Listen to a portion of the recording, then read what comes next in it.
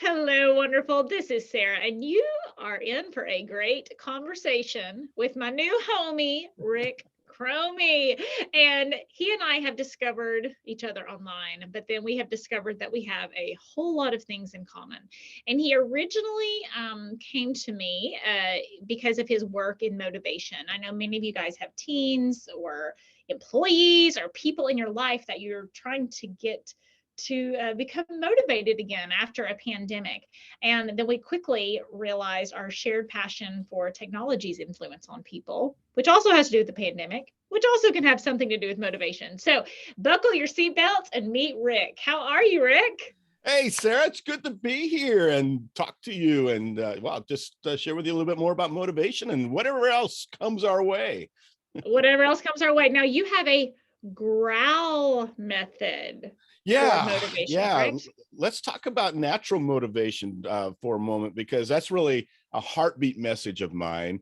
And it started several years ago when, I was just struggling with how do I motivate my students. I was a teacher, a pastor, and how do I get students just to do what I want them to do? I mean, isn't that what motivation's all about? We're trying to get someone else to do what we want them to do.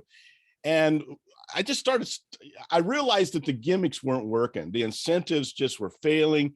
They were poor in producing what I needed them to do. And what happened was the minute I took them away, everything just collapsed. It was gone. So I started to study natural motivation. I looked at individuals like William Glasser and control theory. I looked at, obviously Abraham Maslow's hierarchy of needs had to play. But for me, I kept coming back to all those wonderful theories and ideas are great, but how do you communicate that in a way that's mind easy, that's memorable for people? And, for me, it came back to, and I probably was hungry at the time, because that's what happened. I literally, my stomach growled. And when it growled, I thought, there it is, my acronym. What happens inside of us, we have hungers, we have needs within us that growl. And it became the acronym for the 6 human needs that I think really guide all of why we are motivated to do anything. And let me just walk through them very quickly. And if you want to come back and look at any one particular, I'll we add can. some in. Yeah. And if there's Yeah, anything that I know my listeners will have questions about, I'll zero in and we'll dig into those deeper. absolutely. Well, I think G is grace.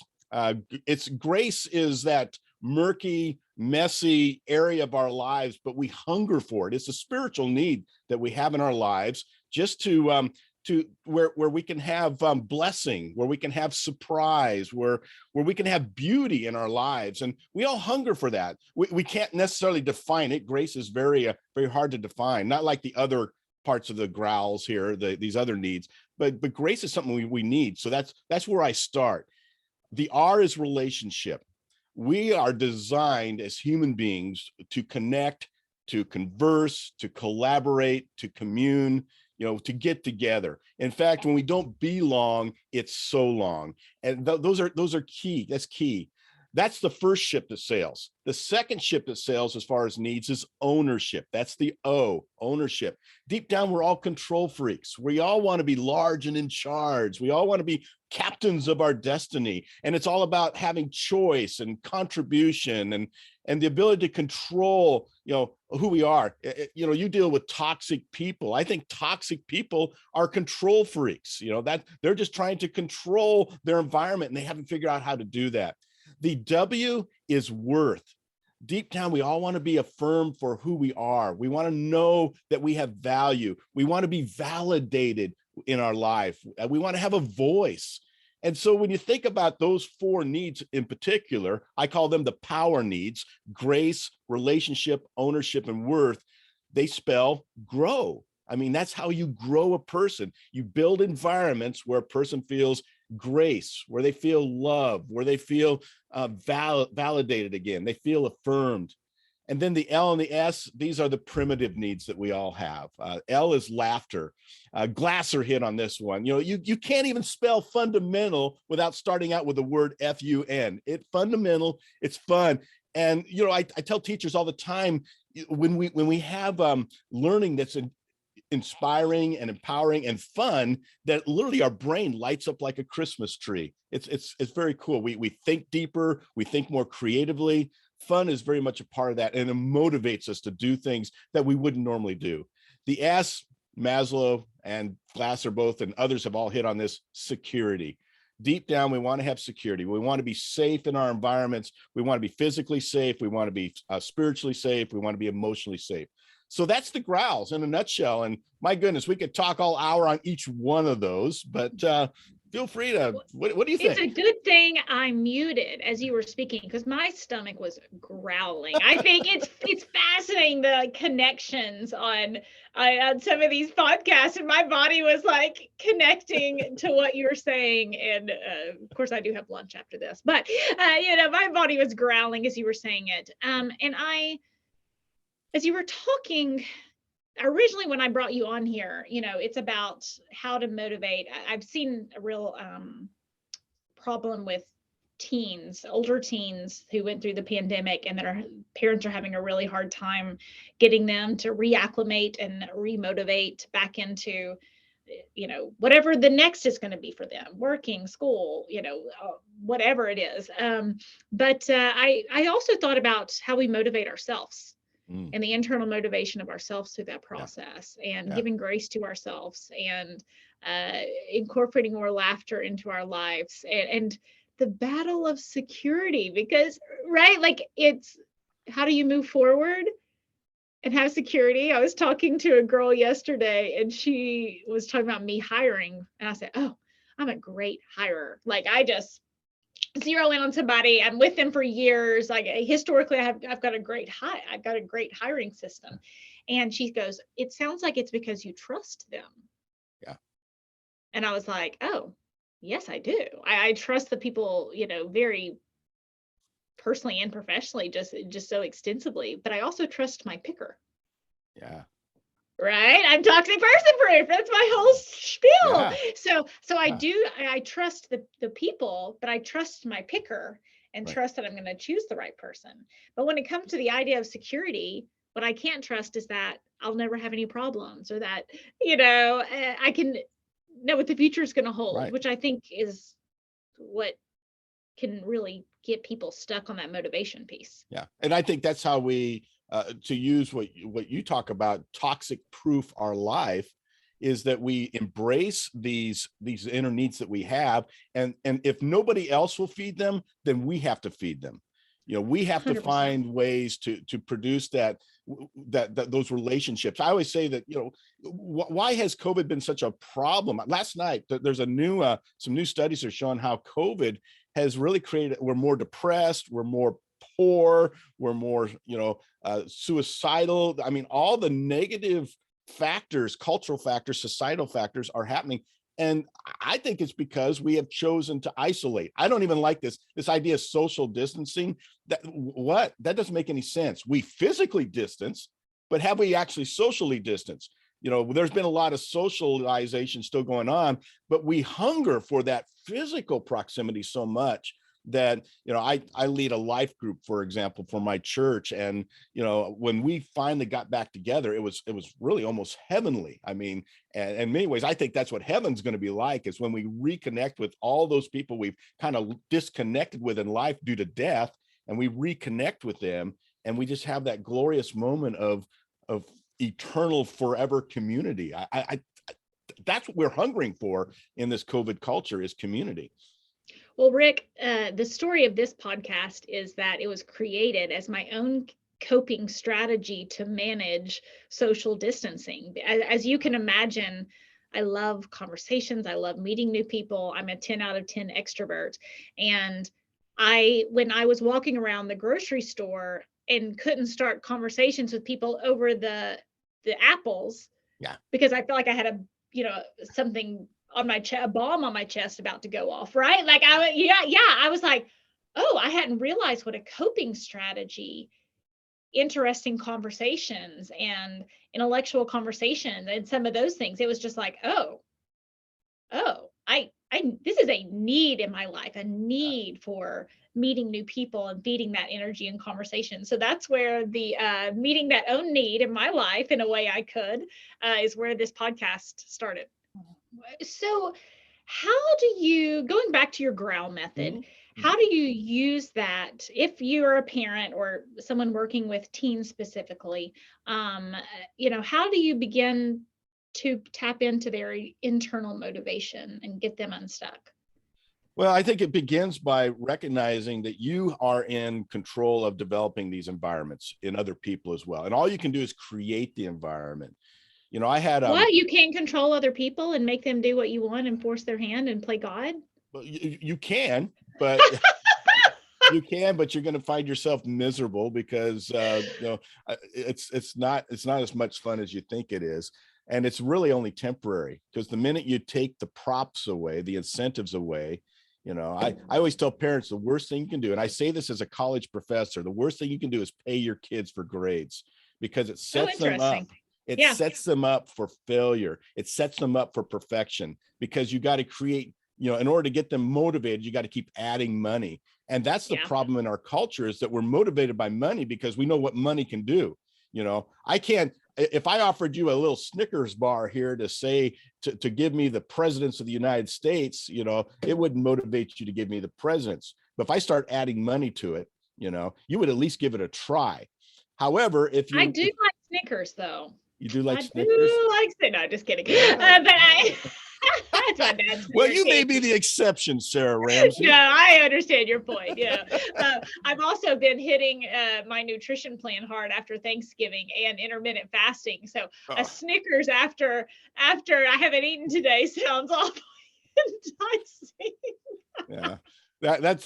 See, that goes back to the security, how we view ourselves. There's another example, COVID, most of us have put on between 20 and 50 pounds. So for some of us, and that's hard. That's really hard, because we're homebound and we're not able to get out as much. And that speaks then to how we view ourselves, that we have to have an affirmative view of ourselves. We have to like who we are. And if we don't like who we are, it then basically radiates out to how we interact with other people.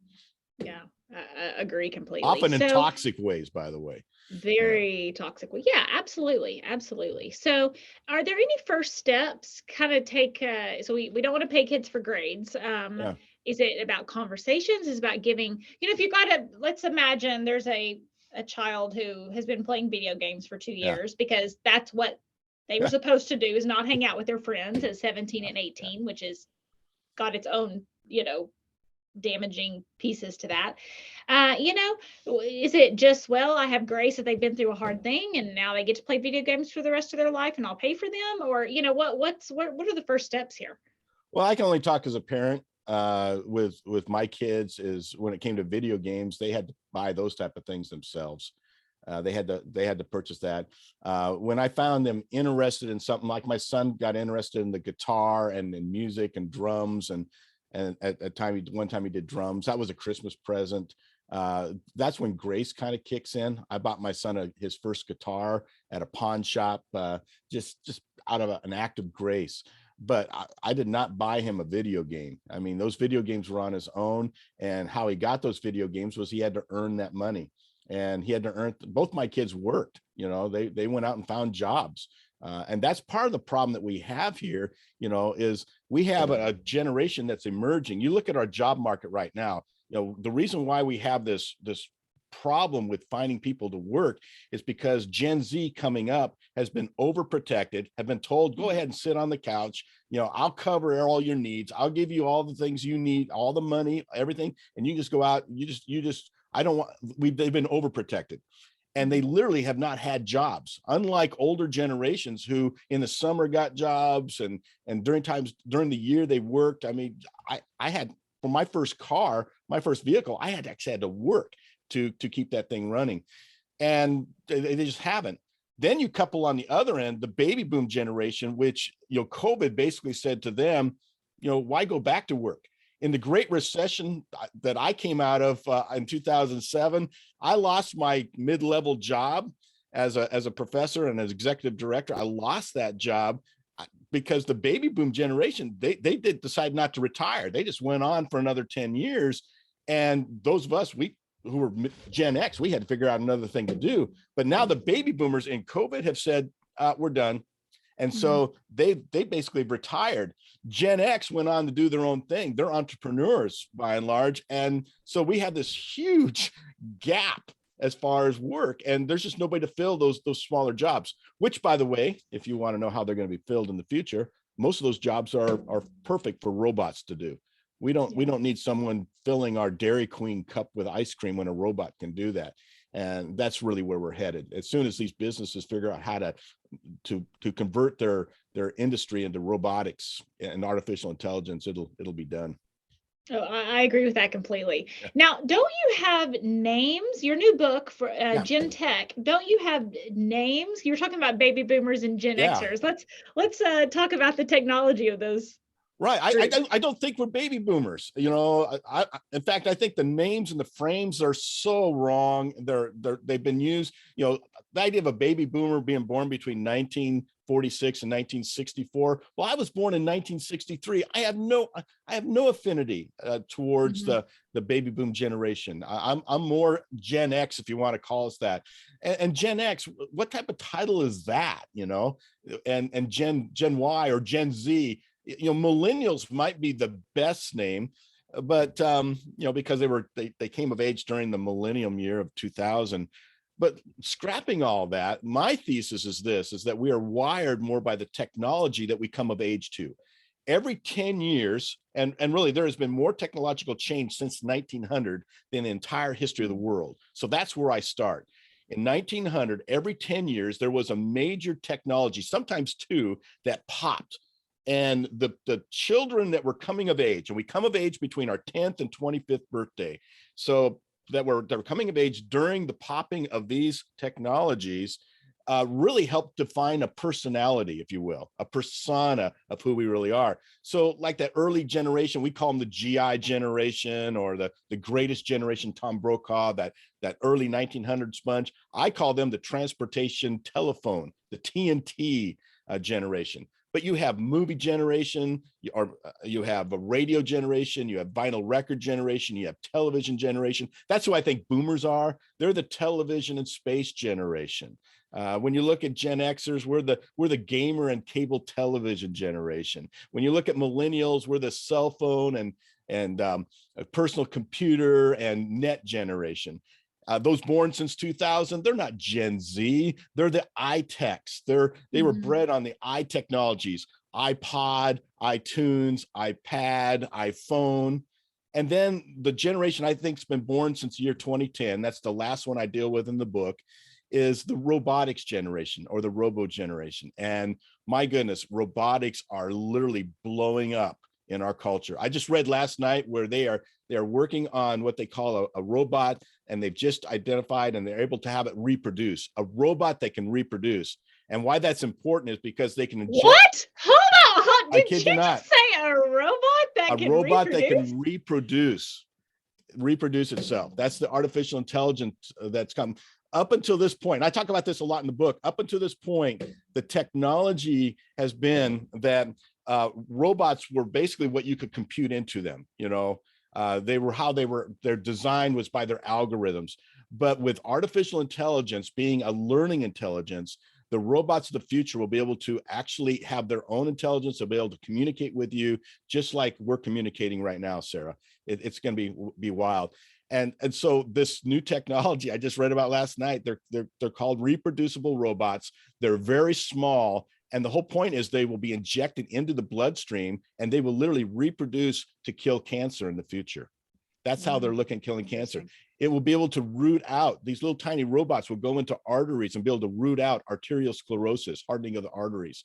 It's just, and any other thing that's inside the deep, dark crevices. If we need to have scopes, none of that stuff will be done in the future by invasive type of surgeries. They'll be done by putting a robot into the system that will work through the system and figure out what the problem is, and maybe even correct it right on the spot. That's where we're going. My daughter this morning on the way to school, she said she would be in that robot generation, and she said, I saw online or on TV, I saw they make a pill so that you don't have to diet or exercise. You can just lose weight from that pill. And I was like, wow. I said, that's kind of a stretch. I said, if that really, was all that you had to do, most Waka, people who, waka, waka. yeah. I was like, most people are, doing, Yeah. movement and watching what they eat, and I thought, but at some point in your lifetime, who knows what that will look like, I mean, I really thought they have little robots that have fat blockers that don't let you can eat fried chicken. Who knows? I mean, who knows? Or robots that will actually consume fat. You could put them into Yeah. the system and they will literally go to the fat deposits on your body and consume it. Because we know obesity actually is a health, you don't live as long for the obese. Oh, absolutely. So Yeah. if we can Yeah. remove that. Let's talk about the iGen, or the iPhone, because I really something I've thought about in my research. They actually, because of that iGen nature, they have actually had less practice being selfless. Yeah. Like you and I would never have said to my dad, change the radio station. I don't like this song. Like never in a million years. My parents watched what they want to on TV. Yeah. It I didn't was the revolve remote around me. control. Right? Like it's like this is, and so when we think about that motivation and those kids of the iGen, it's like no, they didn't have to listen to the songs their parents wanted to. They didn't have to watch what their parents. They had I get to do what I want to through my iPhone or my iPad. And I think that's an important, I don't know if there's a solution to it, but I think it's worth noting in response to motivating and how it's not a surprise they were more entrepreneurial. Yeah. Yeah. And I call them the iTechs. I think you mentioned iGen, that Jean Twenge, who has done some wonderful research on this generation as well. She rejects the Gen Z label. Jean Twenge, she calls them the iGen. And while I respect her research and love what she has to say about this particular generation, it's just too redundant of a word for me. iGen generation, it's a redundancy. And I don't think it really says anything, What does the I and iGen stand for? Whereas I define it by the I technology, the iTechs of iTunes and iPods and iPads and iPhones, that's really where they cut their teeth, and it's really created their persona. When they went off to kindergarten, they all got iPads. This generation did. So it's and the iPhone, the smartphone popped in 2010, right as they were coming of age. So I mean, my daughter changed my Apple ID. Like I got a notification that my Apple ID had been changed. And I was like, have I been hacked? And then she came in, she goes, oh, I wanted to do something on your phone. So I just changed your Apple ID. And I was like, okay, first of all, that's a no. Like you cannot do that. That could really create some serious problems. And B, how in the world did you do that? I mean, usually it's like confirmed through email. She goes, oh, it was easy. And I was like, I mean, I'm pretty techie. Like I work, my husband is. I'm not sure I would know how to do that. Right? Like he's an IT exec. Like we are not like low on the totem pole of technology understanding, but she was just like, no problem. It was just intuitive to her in a different way than they are a swipe and pinch culture because they're used to touching screens. Yeah. And that's different from us. We were a point and click. Everything was point and click. The mouse is going away, the screen. And in my last chapter, just back on this robotics for a moment, I talk about how I love acronyms. So because they help me remember things, and I call them the hair technologies. We've already talked about robotics. That's the R in the hair technologies. The H is holograms. Holographic technology is going to pop by 2030. These screens are probably going to be almost all gone. The screen will be holographic in the future. It will pop up. You'll take your cell phones, and I've already seen this. This is another one. The cell phone will have a pop-up screen, and it'll be 3D in the future. You'll be able to look with holographic technology, and that's probably within 10 years of happening. The AI, obviously, in hair is artificial intelligence. So holograms, artificial intelligence, and robotics. Those are the three technologies that are going to guide and really guard and frame this robotics generation until the year 2055, which is where I go in the book. I go all the way from 1900 to 2055, and it's a fun read. And that's probably the greatest compliment any author can get. As an author, to have someone really affirm your work. But probably the greatest compliment I get on this work is, first of all, it's very detailed, but it's fun to read. It's history, it's social history, yes, but it's fun. And because I just tell the stories, I tell the stories a lot of us have forgotten, and just remind us of certain stories that, oh yeah, that was cool. I forgot about that. That's all I do. Well, and I'm fascinated from a relationship standpoint, because that's what I'm obsessed with, the relationship piece. And I've often thought relationships are so difficult, like they're so complicated and difficult to merge personalities. And my kind of curiosity around the whole robot thing is like, why not just have I'm not saying we should, or I'm sure that, that's a whole ethical conversation that I'm not getting into here, but it's like, man, if someone is a selfish jerk who wants a servant, they could get one. Or if someone wants to program some guy to only say wonderful things about her all the time, you look great in that dress. Like, I mean, it'll be really interesting. It's kind of creepy, isn't it?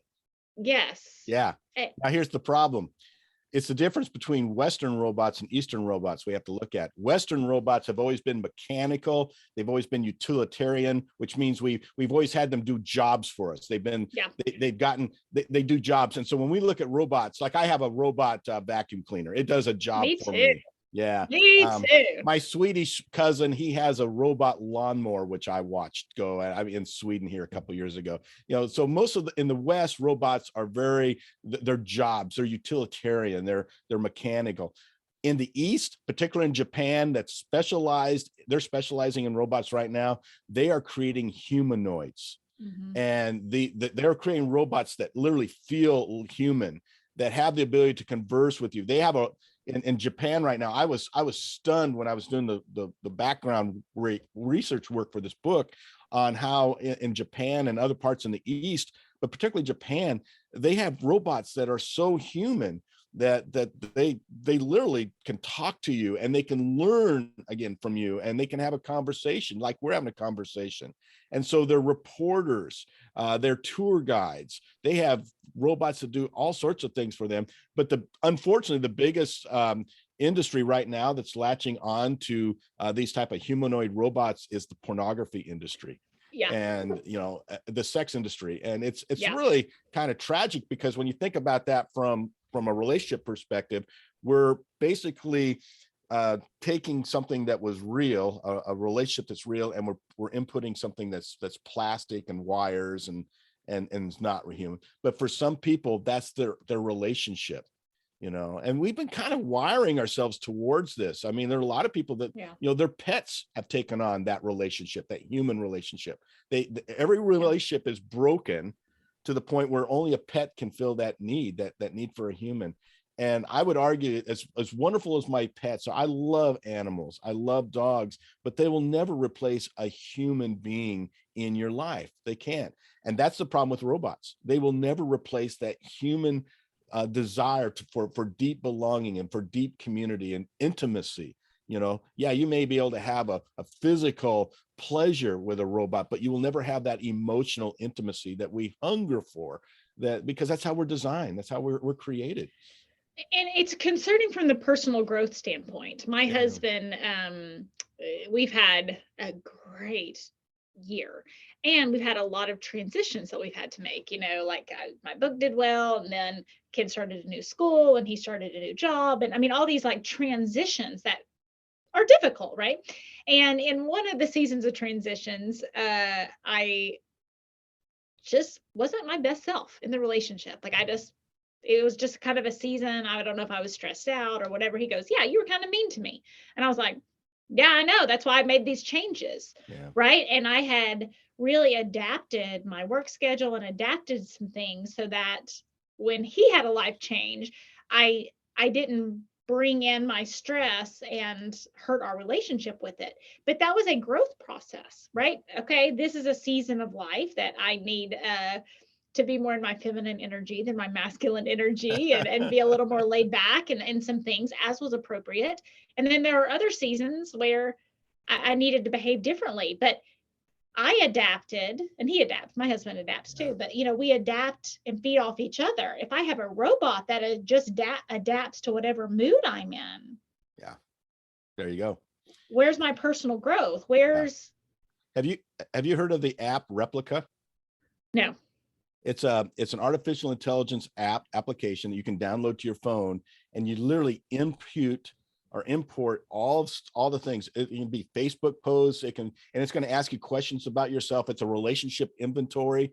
The whole idea is that you create a replica of yourself on your smartphone that then other people can tap into.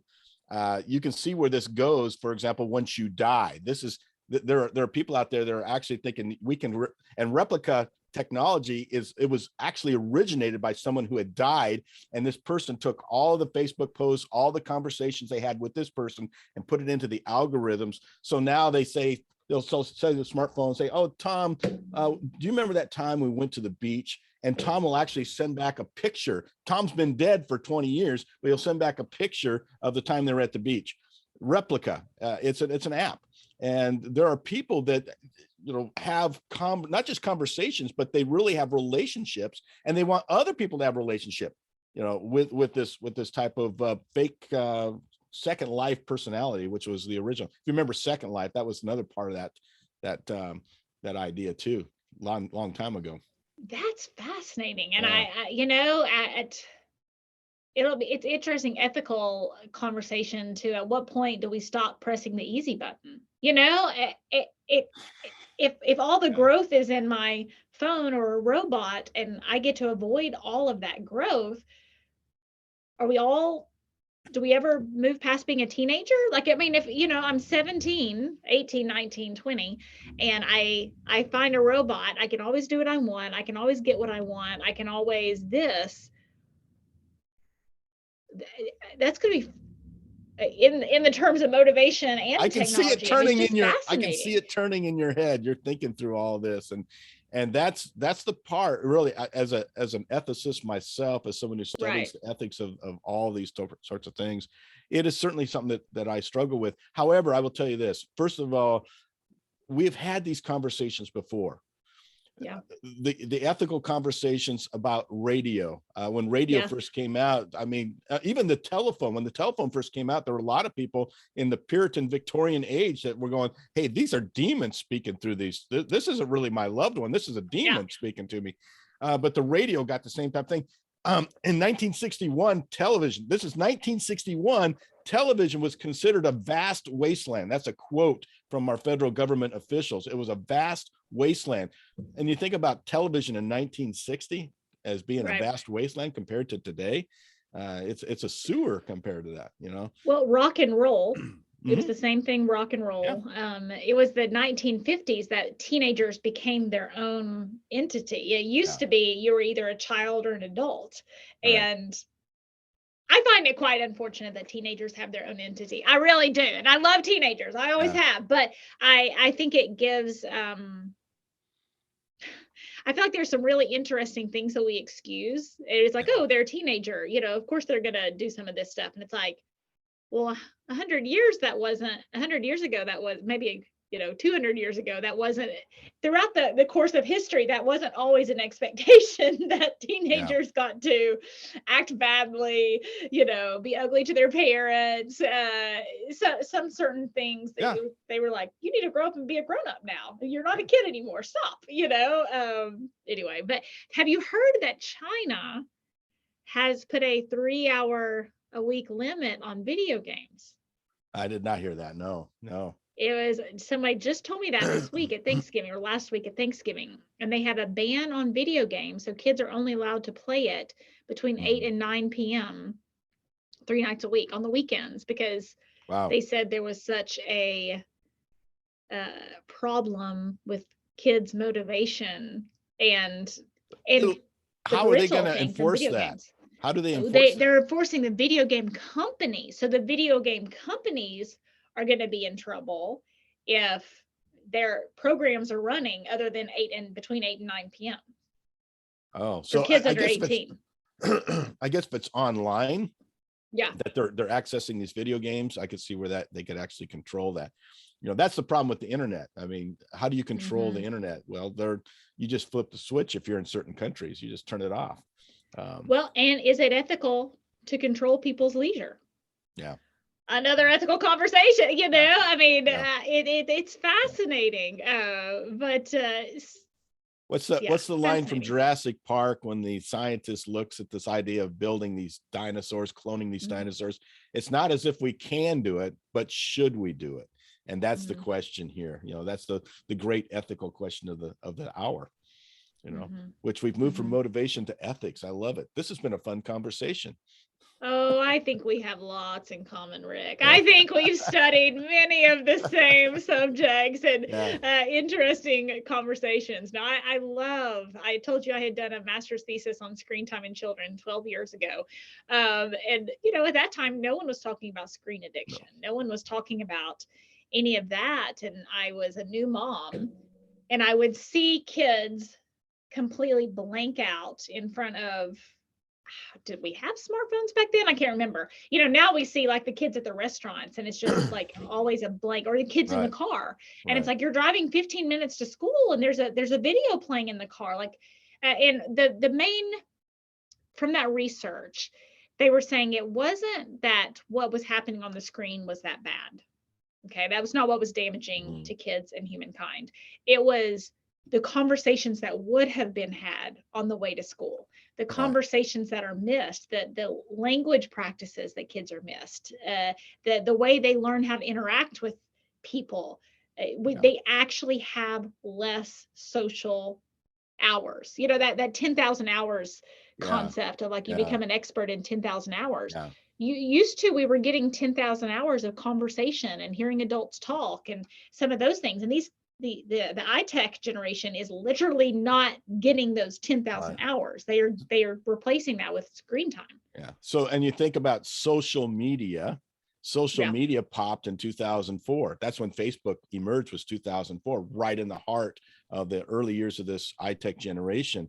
And social media, you're right. When we looked at, I remember coming through the whole thing. We probably studied the same things, Sarah, back in the day. As far as the screen culture, the screen culture was about television and computers.